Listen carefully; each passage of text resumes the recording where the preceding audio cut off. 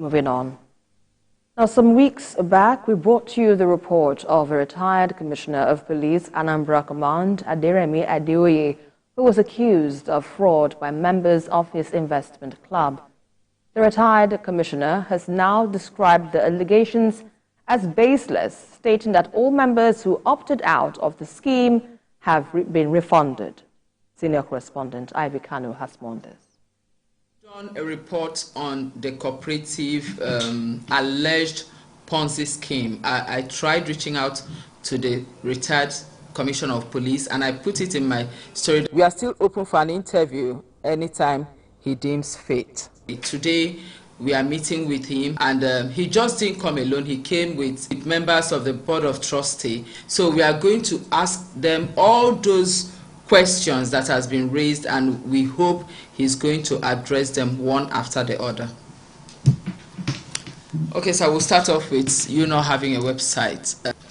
Actually, we started the design of a website. We have a committee committed to it. But along the line, we realize if we have a website, it means we are reaching out to the public. For us to do that, we needed to be registered by SEC, the Securities and Exchange Commission. We don't want that. We are not against registration with SEC, but until we register with SEC, we don't want to canvass to the public. We don't need a website to interact with families and friends. During the interview, we tried to ensure he addresses most, if not all, the allegations leveled against him by the spokesperson of those in diaspora who invested in his cooperative investment club. Why would the group have an exit lounge and for what purpose? If you expel a member for misconduct because he was making your main lounge uninhabitable and you want to settle their claims, you need a separate place to attend to their needs, right? So we created the exit lounge and it was so named to settle the investment claims of all those who can no longer be part of us. Now, he lied that all those who liked the update he was posting were also forced to exit. It's not true.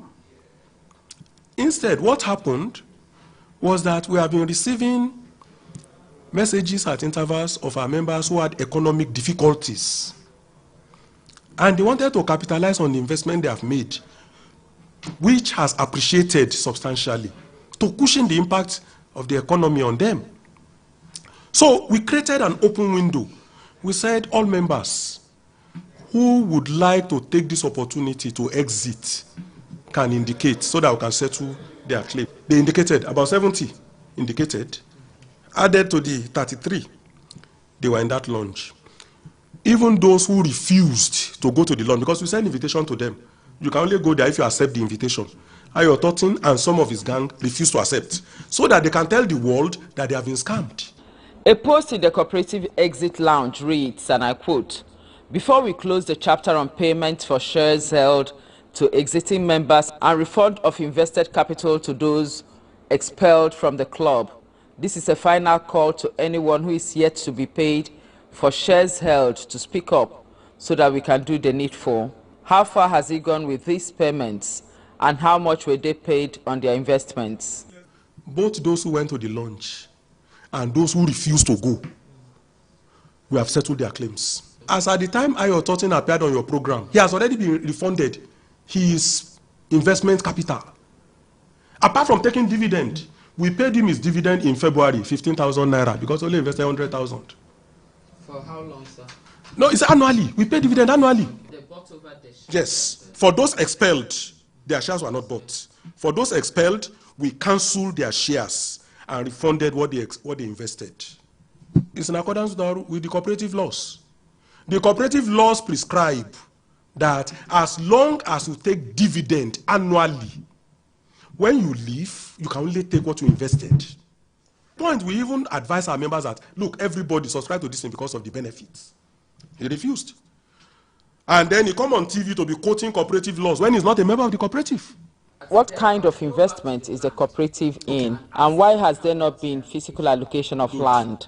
Now, When we buy land, we buy as a group. As a group. And we get one document. We convert the land to electronic lands, which they can sell. And they have been selling. What do you mean by electronic? Good. We have what we call land auction system. We make it tradable electronically. Let me tell you the implication of allocation. When we allocate to you and you sell it, what happens to your allocation letter? Remember, our members are all over the world. So when you allocate, it has to be electronic. You send it to them by email. So even when they sell, they retain the ownership because they have the documents. All those who want to sell their plots will reach out to the land registrar, who is the vice president. And she will check the records and confirm that they have finished payment for the plot they want to sell. And then she will give them certificate to sell. Then they will come to the launch and advertise it. All these are done Electronically, online. One of our members, who is also in Delaware State here in the United States, volunteered that she will pay for PricewaterhouseCoopers to give us an audit. He rejected it.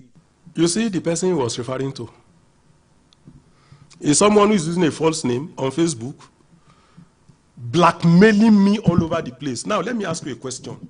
When a member who is disrupting your process offers to pay for your accounts to be audited, is it your decision to take?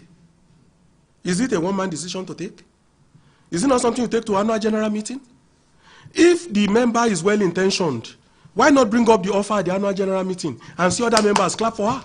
Some members of his board who came with him also addressed some claims by those who left the club.